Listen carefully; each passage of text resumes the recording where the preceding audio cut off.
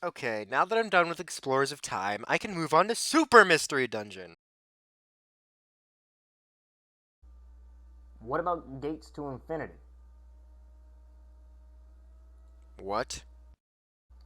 You know, Gates to Infinity. The one released in 2013 on the 3DS.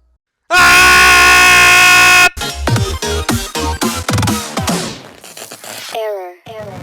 Hey, it's me, the Creeper8020, and today we're talking about Gates to Infinity! Or at least what I recall from it. I'll explain why I can't recall anything later, but for now, let's get the basics down. For the most part, controls are identical. Moving is the same, and the game's diagonal movement system is also still a thing, for those who, for some reason, refuse to use the circle pad on the 3DS. The main difference, aside from the graphical overhaul from 2D to 3D, is the new menu system. When you press X, like in the other games, it pulls up our menu list and effectively pauses time. Unlike the prior games, this menu isn't the fastest way to use a move that doesn't involve setting the move to a command. Rather, the L button now pulls up your moves and are linked to the various right hand buttons. This change isn't that important, but it is a bit awkward in my opinion. I mean, why change the formula for the menus? It's not like they wouldn't work, would they? The whole thing confuses me. That reminds me, this is the 3DS, so we're getting 3D models of all the characters. It's gotta look great, right? Well, it is, okay. The 3DS isn't exactly the king of high definition, nor is it the same with high poly rendering, so the models aren't the smoothest. Fortunately, they aren't atrocious, which is good for any 3DS game. Another thing affected by this dimensional shift are the dungeons and overworld areas. Instead of the top down layout from prior games, Gates to Infinity has the camera at a slightly diagonal angle, allowing the player to see the walls surrounding their character as well as the height of said walls. this is this has no real impact on the gameplay. The graphics just changed. It's no big deal. There is one problem worth mentioning here. The minimap looks ugly. It's too blurry and gross for my tastes. Oh wait, this is review, not a barrage of anger. I should move on to the game. I got Pikachu, my partner Snivy, and we're in the game now. This game actually lets you select your character, which is pretty okay. It lets players select both their favorite Pokemon as well as their preferred experience. The game itself is like every other, but something about the story refuses to stick with me.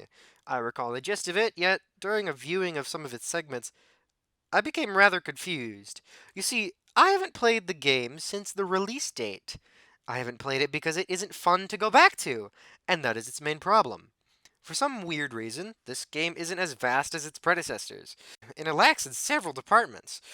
It only has 6 chapters, including the afterstory, which in itself has much to be desired, and though it still resonates with me as I review it, it isn't as intriguing or memorable as Time or Blue. Also, the characters seem to scream a lot in the first chapter from what I've seen.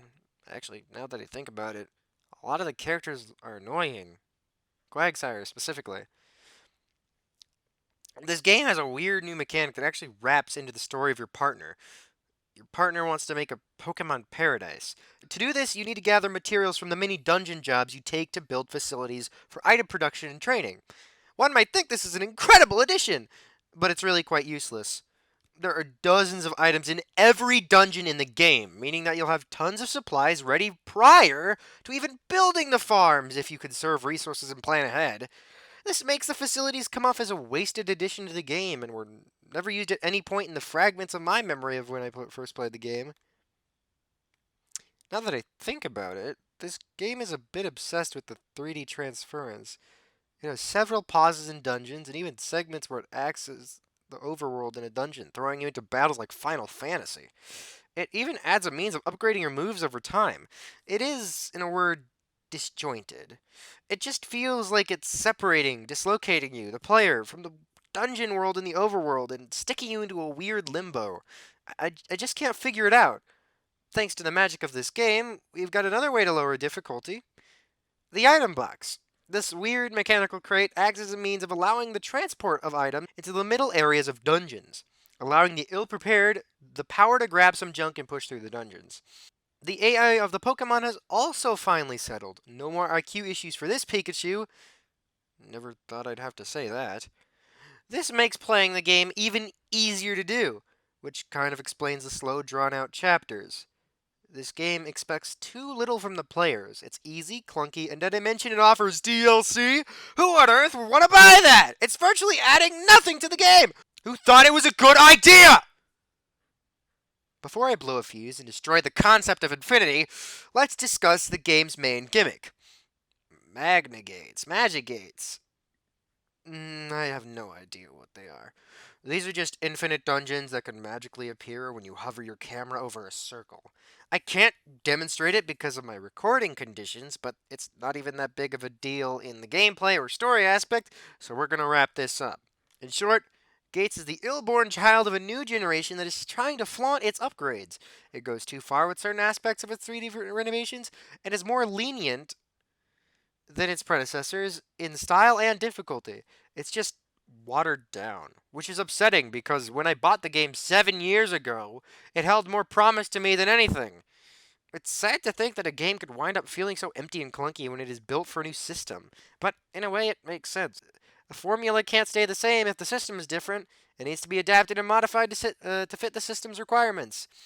It is often what determines if a game, remake, or new entry is good, as it uses all it can to perfect its look and encapsulate the customer.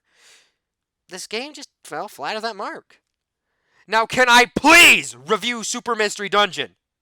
Yes! Fine!